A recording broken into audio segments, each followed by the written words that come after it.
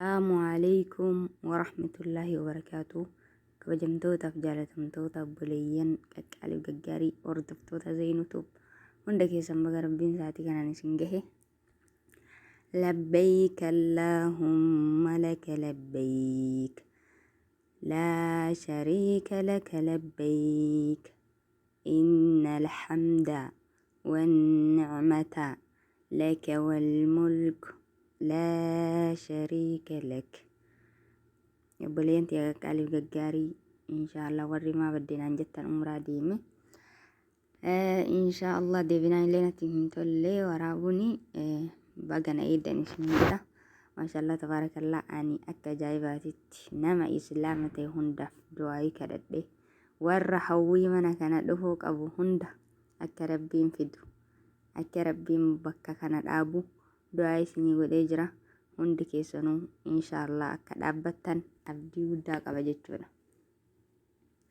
dhuftanii mana kana akka dhaabbattan dhuftanii dilii teessan akka dhiqattan wallaahi namni niyyatee dhufee rabbiin niyyaa san sii guutee inshaallah dilii tee hunda sii dhiisee jennaan boota kana dhuftee rabbiin sarraa qeeballaan diliin takka sirratti naaftu jechuudha. rabbi sinaa fidu rabbi isin hafidu no beeyte rabbi kana fakkaata hedduu achi yoo dhayxe waa hedduu sirraa gala jechuudha. duniyaa tana wallaahi haajama takka ittiin qabdu boota kana yoo dhufte akka nama jaannata keessa dhaabataa jiru sitti fakkaata. wallaahi hedduu nama gammachiisa jechuudha. bootaan kuni safaa fi marwa jechuu bootaan amma keessa deemaa jiran kuni bootaan bubbuleen tuni dhiirri bootaa kana yoo gayan xiqqoonni fiiganii baay'eelleen fiiganii xiqqooma achi fiigan jechuudha. dubartiin immoo hin fiidu. dhiira fiiguun sunnaadha. hedduu nama gammachiisa jechuudha. waan hedduu namatti tolu wallaahi rabbi isin haa dhaabu isinillee maashaallah tabaarakallaa warri rabbiin laafiseef kun akkanumatti keessa dhangala'a. rabbi isinillee inshaallah fidee hawwii isin qabdan hunda yaadaa muraada keessa rabbi isinii haa guutu inshaallah. isinillee yeroo gabaabaa keessatti warri hin dhuftanii warri dhuftanillee itti deebitan jedhee abdii qaba inshaallah.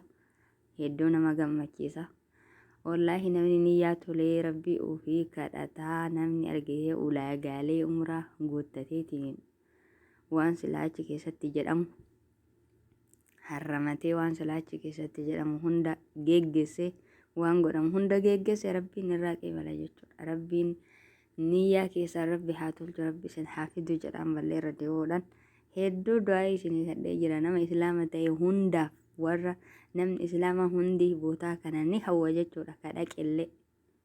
kadhaqellee dhugaa rabbiitti kadhaqellee im hawwa.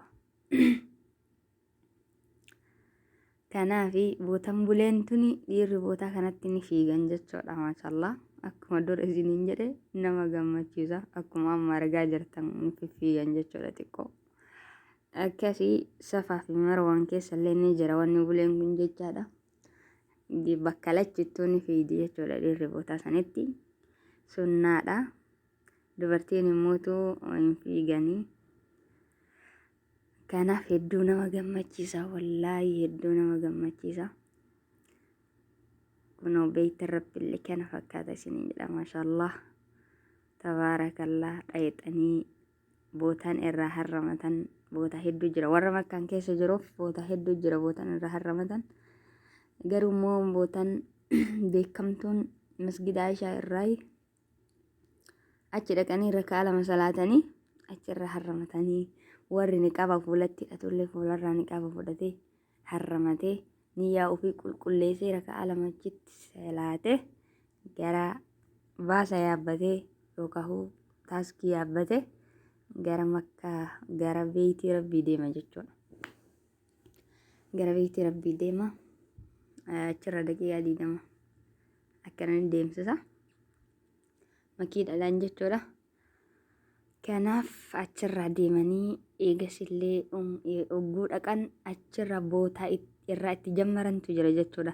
ammaaf beekamaadha bootaan irraa jammaran lambaa bulee wayii achitti fannisan waan ta'eef achiin kara yamanitti gadi aanu rukni yamanii san gara gadi aanu gara balbalaatitti ol akkana siqanii achirraa amma yeroo ammaa kanatti beekamaadha jechuudha. Yeroon bootaan irraa jammaran jechuudha. Egasii zooranii torba itti waliin gahan achirraa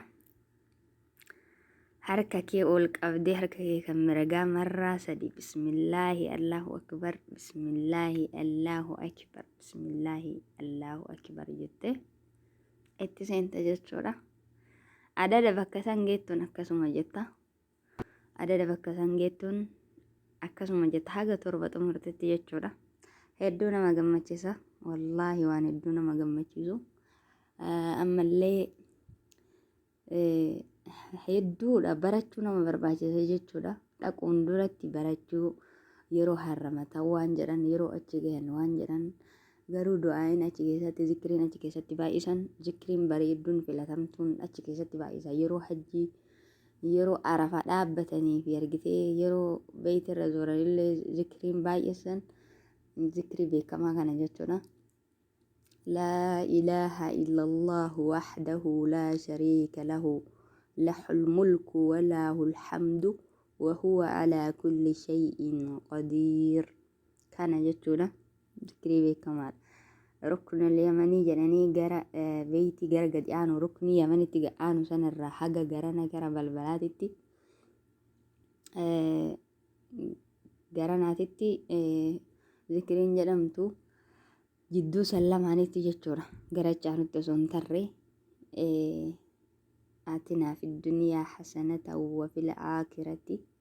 وفي الآخرة حسنة وقنا عذاب النار ذكريتنا ذكري هندو جرا جتورا أما اللي يرو أجرة جيسيتي عمرة تربة جزي تربة زورتي ولينجيتي مقام إبراهيم دوبتي ركعة على مسألة جور ركعة على مسألة ركعة درا كيستي ولا أيها الكافرون سورة الكافرون قرأته ركعة على متى كيستي سورة الإخلاص قرأته إيجي ركعة على مسجد صلاة ربي كنكي كدته أجرا كرا بشان كرا مروة في صفا ديم تجور بشان زنزما دويده بشان زنزما دويده أجرا بشان زنزما دوغون سنة رجو bishaan zanzamaa bakka mara hira jechuudha. Bootaa feetee argachuu dandeetta. Keessa zooruu wannaatti bootan irraa itti awwala jalqabdu kara kaabaa ol gara gartee fuula kan kee kara qiblaatitti jechuudha. Kaabaan gara qiblaatiin jirti yeroo achi dhaqxe jechuudha.